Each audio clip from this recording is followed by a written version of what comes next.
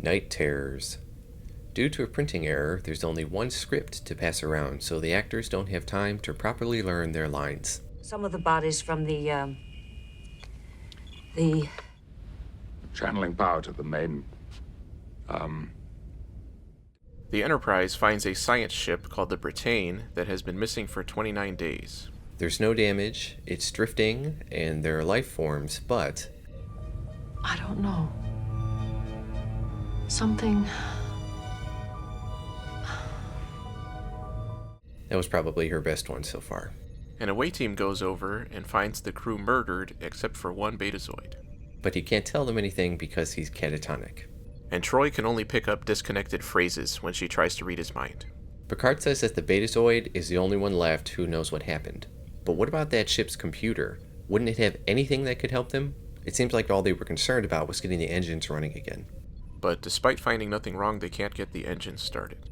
Beverly discovers that all 34 crew members killed each other, and Picard offers some suggestions. drugs, a virus, poison. But Beverly says no. and they all appear to be in good health, but for whatever reason, they seem to turn against each other. They're not only in outer space, but in an admittedly unexplored area. There could be literally anything out there that could have caused it. Beverly also finds a log entry from a crew member who is seemingly going crazy. Troy has a weird dream where she keeps hearing a voice saying things like eyes in the dark and one moon.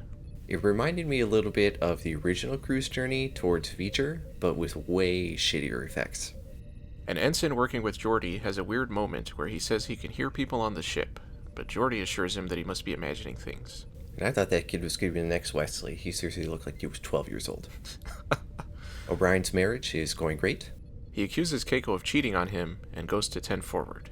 And he talks to a crew member who starts talking about weird ghosts, as opposed to normal ghosts. But he brushes it off. In Picard's ready room, his door keeps beeping like someone wants to come in, but there is no one there. And when someone physically knocked on the door, I didn't realize how weird that would be on the ship until it actually happened.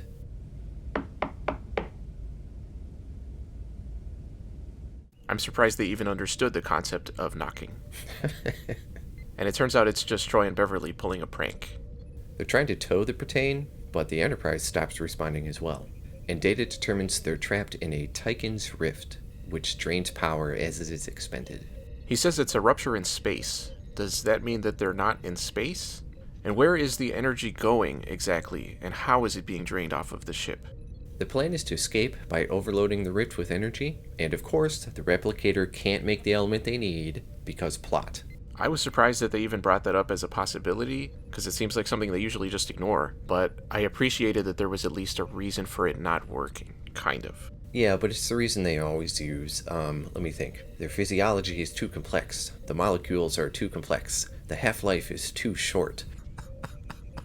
Yeah. But the rift does not explain why they're all getting so paranoid. Riker goes to his quarters, where he tries to figure out the source of the weird horror music that's playing.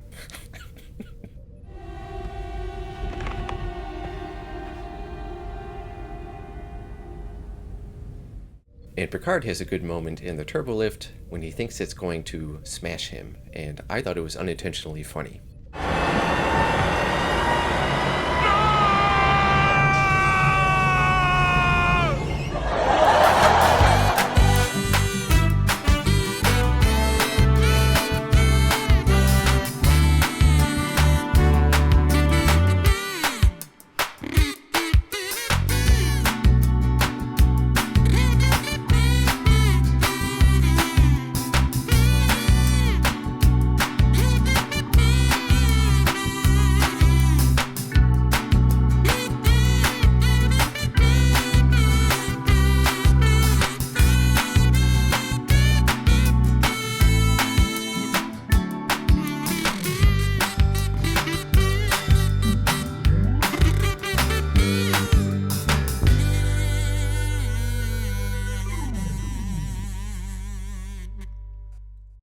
Data tells Picard about his idea to try the deflector dish attack that they used against the Borg, and I thought it was cool that they brought it up. Then Picard demonstrates his supreme arrogance when he says, It appears that I am not immune to the strange forces that are at work on this ship. Why would he think he was immune? What makes him so special? He draws a comparison between what's happening to him and what happened to his grandfather, who it sounds like probably had Alzheimer's. It was a little moment, but I appreciated getting a small character bit in the middle of everything else. Beverly is examining the bodies from the Britain and ends up in every 80s horror movie morgue scene ever.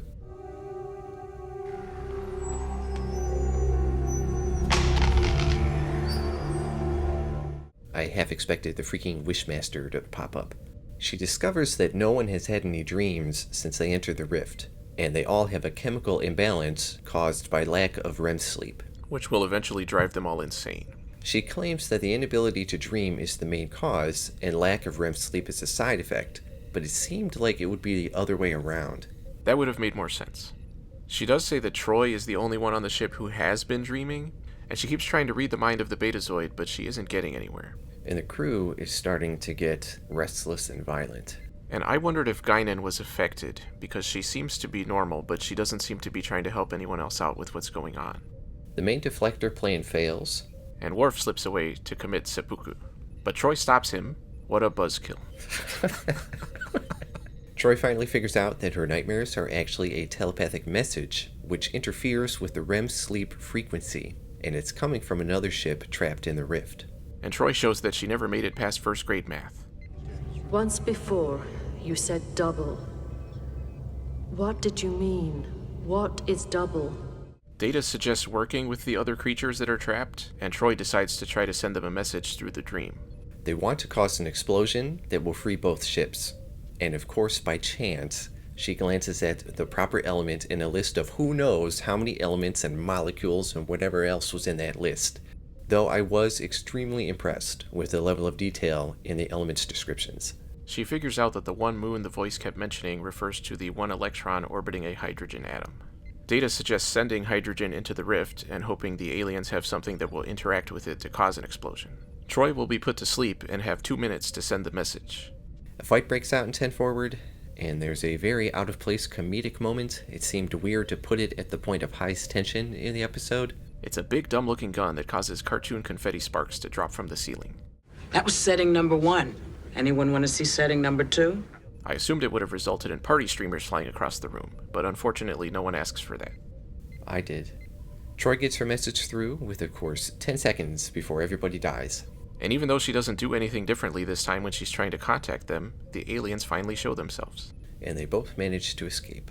Data then orders everyone to bed, showing that the events of the entire episode were a ruse to allow him to gain control of the Enterprise yet again. Night Terrors. Overall, this was another episode with an intriguing mystery and some interesting ideas, but it ended up dragging for a lot of the runtime and ended with a very dull conclusion. It reminded me of Clues. I was intrigued by the horror tone that was presented early on, and some of the hallucinations were very well executed, especially Beverly's in the morgue, but all the weird events turned out to have a pretty disappointing explanation in my opinion. The space rift idea didn't make any sense, and they didn't talk about it much, of course. Clearly we weren't supposed to think about it too much, but I thought the episode would have been better without it. Instead, having the aliens contacting them just because they need something that the Enterprise has, and it wouldn't have involved a dumb plan to cause a massive explosion that magically solves everything. I didn't think it was bad, just very disappointing after how strong the episode started. I gave it a C-. I also gave it a C-. I'm glad Troy actually had something to do, and while her flying scenes were ridiculous and her standing around scenes with the Betazoid guy were whatever, I was glad there was an episode with an actual concept that she could participate in. I did like how there were 2 things going on, not just the rift, but there was no exploration of the other ship or anything about that crew except they're here too. Why would they not even attempt to make contact with the aliens after the fact? And did the explosion destroy the rift? If not, did they put out a warning so other ships don't run into it? I did like how many random crew members were present and actually had lines and did stuff. It was a nice reminder that the crew isn't just the same 6 or 7 people. And I did like the gradual progression of everyone losing it. Some of the early things were less obvious, like Beverly initially reaching into the wrong pocket for her tricorder. No, I didn't even notice that. Yeah, see? There you go.